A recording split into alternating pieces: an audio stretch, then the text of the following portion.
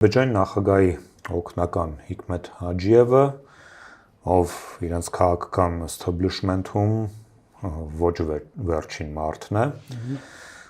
եթե չասենք, որ բազմաթիվ գործընթացներ նա է համակարգում, հայտարարեց, որ այսպես կոչված խաղաղության հասնելու համար կամ այդ պայմանագիրը կնքելու համար պետք է Հայաստանի Հանրապետության Սահմանադրության մեջ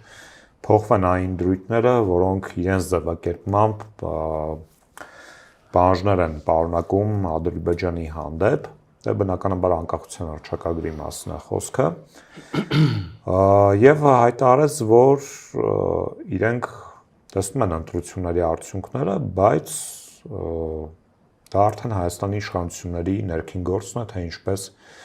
սահմանադրությունը կփոխեն։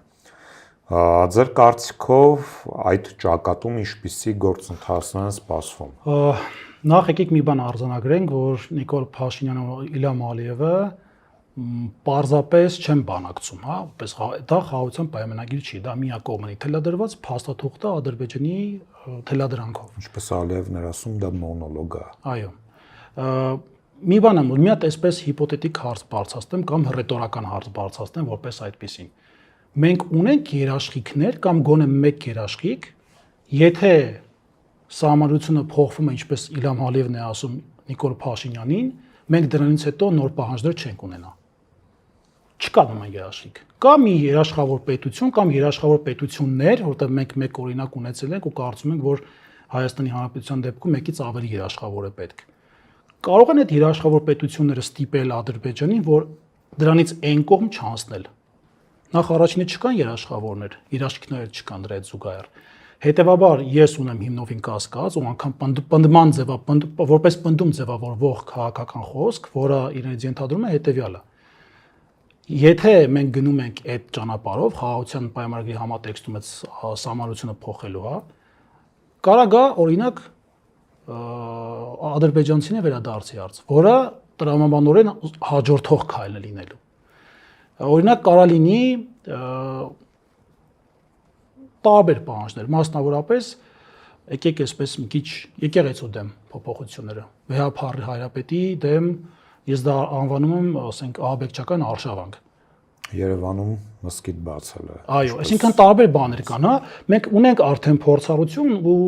ես ոչ թե ասում եմ Նիկոլ Փաշինյանը չգիտի, դա ինքը շատ լավ գիտի, պարզապես կատարած ու ինքը ղեկավար է։ Մենք ունենք շատ բազմապիսի ապացույցներ, որ մի բան ասել է Ադրբեջանը, հետո նորն է դրել։ Օրինակ, ամենավառ օրինակը բերեմ, երբ որ դեռևս կար Արցախը, Լեռնային Ղարաբաղ հակամարտությունը որպես այդպեսին, ինչ են ասում Թուրքիան ու Ադրբեջանը։ Հնարավոր կլինի հարաբերությունները, սահմանները բացել, երբ որ վերականգնվի Ադրբեջանի տարածքային ամբողջականությունը։ Փաստացի հիմա Արցախը օկուպացված է, այսինքն լղիմ հատվածը իր հարակից տարածքով գտնվում է Ադրբեջանի վերահսկողության տակ, եւ դրան զուգահեռ չունենք Թուրքիայի հետ հարաբերություններ։ Չկա բաց սահման։ Այո, չկան բաց սահմաններ։ Ես ուղղակի ամենավառ օրինակը վերեցի։ Նման դրա համար ասում եմ, մենք չունենք այդ երաշխիքները, որ եթե մենք գնանք դրա ստորագրման, հատկապես որտեղ շատ խնդրահարույց հարցեր կան, դրանցից մեկն ասեմ, անխոչնդոտ կապի մասին ձևակերպումը։ Շատ հարցեր կան, բայց ըստ երևույթին մենք չգիտենք Ադրբեջանի այդ ստոպ գիծը որտեղ է, որովհետև եթե դիմացի պետությունը չունի ստոպ գիծ, ինքը նպատակ ունի քեզ ոչնչացնելու։ Քեզ եւ չեմ ասում անպայմանամատնի բոլորին փրթի, հա։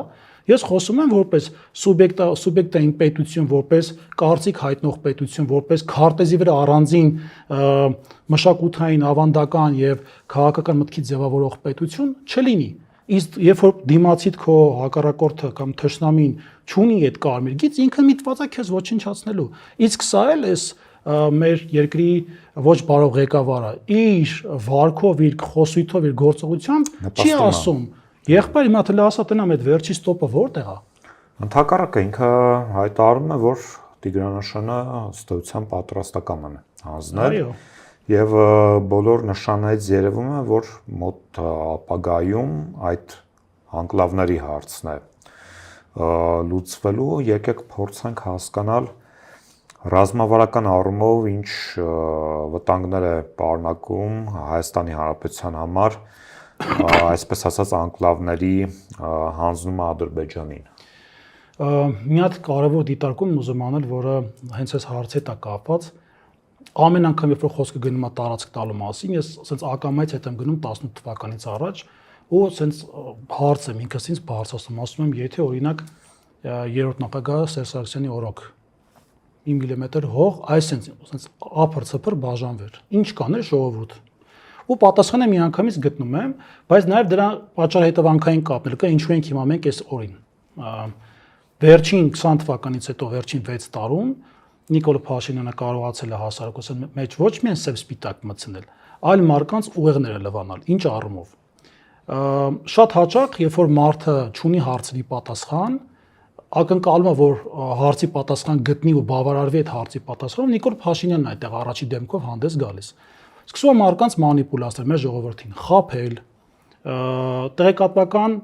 օրվա մեջ 100-ից ավել ինֆորմացիա գալիս, տարբեր ցնծության, այսպես ասեմ, այսպես ուշադրության արժանի տարբեր տեղեկատվություններ են գալիս։ Մարդը չգիտի որը ֆիլտրի, բայց ամենակարևոր թիրախն ինքը վերցնում է, որին խփի, որ մարկանց մոտ դիմադրողականությունը մտածելակերպի կոտրի։ Քաոսական մեխանիզմներ են գործարկում։ Դրա համար մարկանց երբ որ փողոցում չեմ ասում բոլորին, բայց կան, հա, որ բարբերաբար տարբեր սոցիալական հարթակներում երևում են, հող տալի իրենց համար նորմալ երևույթ է դարձել։ Անկեղծ եմ ասում, ես դա չեմ կարող երբևիցե ընդունել իմ ամբողջ գիտակից եւ խորցելիության ժամանակ, այդ ես երբեք չեմ ընդունի, բայց մարդիկ կան, որ ընդունում են։ Հիմա անկլավների հարցով եւ սահմանազատման սահմանագծման այդ կեղծ օրակարգի շուրջ ստեղծված Ադրբեջանի ցանկությունները կատարելու միտումը շարունակական է լինելու։ Ես բոլոր հարցերի լուծումը տեսնում եմ միայն Նիկոլ Փաշինյանի փոփոխությամբ, անկեղծ եմ ասում, որովհետև տեսեք, շատ հաճախ մարդիկ, օրինակ, որ քննադատում են մեզ կամ ընդհանուր ընդդիմությունը, այդ քննադատությունների մեծ մասի հիմքում ընկած է իշխանական լծակների գործարկումը, որ ինչ-որ բան օգուտ Հայաստանի լինի, բայց չէ, այդտեղ կա մի հատ մեծ խորը անդունդ։ Ընդդիմությունը ինչքան էլ որ լինի խորհրդարանում, մաս կազմի իշխանության չասեմ, կառավարման ինչ որ մի շրջանի ինքը որոշիչ դեր որպես այդպեսին մեծ փոփոխությունների չունի։ Եվ այստեղ գալիս է պաշտոնի նշանակման հարցը, որ վարչապետն է նշանակում, եւ խորհրդանում մեծամասն մի խոսքով շատ հարցեր կան, բայց ընդդիմությունը այն կոկորտի փուշն է, որը միշտ ծակում է ու ասում է դու ունես մտտեղ, որտեղ կարաս քաղաքական իմաստով խեղդվես, պետք չի առաջ գնաս։ Հիմա մենք պետք է այդ որակական եւ մոտեցումների նախորդիվ սխալներ արած դասեր քաղվեն, նոր մոտեցմամբ այդ process-ի դեմ պայքար, որպեսզի հերթական սխալները չլինեն, ոնց որ եղան։ Ես ոչ թե քննադատում եմ, այլ ուղղակի փաստերն եմ առաջ բերում, որովհետեւ ես էլ եմ հասկանում, այո, սխալներ եղել են, բայց ես չեմ ուզում քննարկեմ դրանից 26 թվականի 16 ամսի 16-ից առաջ տեղի ունեցած շարժումների, այսպես ասած, սխալները եւ ճիշտ ուղղությունը, դրա մասին շատ է խոսվել։ Պարզապես պետք է մեր հասարակությանը ցույց տալ ալտերնատիվը որպես այդպեսի։ Դրա համար դրա ամենափոքր մաս է կազմում, շատ բաները այսպես բաց եթերում չեմ ասին, դրա մաս է կազմում գյուղական համայնքներում, գյուղերում եւ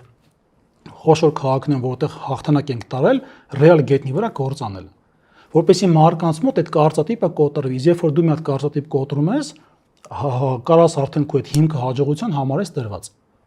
Այսինքն ինքը ստացվում է, գիտենք նաեւ, որ օրենքով 1 տարի իմպիչմենտ չի կարա Նիկոլ Փաշինյանը անվստահություն հայտնենք, մի խոսքով այդ խնդիրները կան, բայց մենք պետք է ժամանակը ոչ թե օգտագործենք պարզապես ազգային ժողովում սուր ելույթներ ունենալով կամ 2-3 քաղցր խոսք ասելով, ոչ, մենք պետք է բացի դրանից էլ դա էլ պետք է արվի, նաև գործ պետք է արվի, ռեալ գետնի վրա շոշափելի մարդիկ, որ աշխով էլ տեսնեն, գործ պետք է արվի, որ մարդը քեզ տեսնի, ասի, ես տղեն, ես թիմը, ես քաղաքական ուժը խոսքի տեր ուժա, որ կարողանաս հետո փողոց գեներացնես, մարդիկ իմանան ում համար են գալիս ու ինչ նպատակով են գալիս։ Սա ուղղակի մի փոքր մաս եմ ասում։ Շատ բաները չեն բացվի այսպես էլի։